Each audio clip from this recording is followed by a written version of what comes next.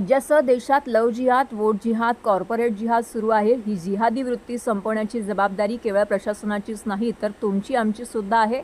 त्यामुळे आपण डोळ्यात तेल घालून जागरूक राहायला पाहिजे असं आवाहन आमदार संजय केळकर यांनी केले आहे. आमदार संजय केळकर यांच्या मार्गदर्शनाखाली सकल हिंदू समाज ठाणे यांच्या वतीने मितेश शहा यांनी ठाण्यातील इंदिरानगर चौक येथे 31 मे रोजी हिंदू जन आक्रोश सभेचं आयोजन केलं होतं. यावेळी जगद्गुरू परमहंस आचार्य उपस्थित होते. यावेळी उपस्थित हिंदूजनांना संबोधित करताना आमदार संजय केळकर यांनी देशासाठी रक्षणासाठी जागरूक राहण्याचं आवाहन केलंय. ते म्हणाले की ही प्रभू श्रीरामाची भूमी आहे. आम्हाला छत्रपती शिवाजी महाराज यांचा वारसा लाभला आहे. हिंदुस्थान आमचा आहे.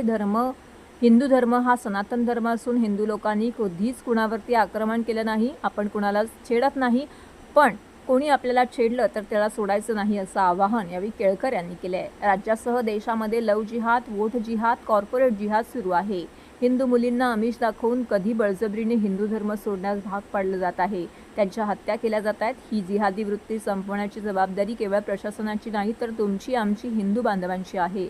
त्यामुळे आपल्याला जागरूक राहावे लागेल असं आवाहन केळकर यांनी केलेलं आहे. हिंदू जनाक्रोश सभेला भाजपचे स्थानिक नगरसेवक अमित सरैया, नगरसेवक सुरेश कांबळे, नगरसेविका अनिता यादव, नगरसेवक सीताराम राणे, नगरसेवक विकास पाटील, करण जैन, स्वप्नाली साळवी, सीमा वैष्णवी यांसह असंख्य पदाधिकारी, महिला आघाडी, सकल हिंदू समाजाचे पदाधिकारी मोठ्या संख्येने उपस्थित होते.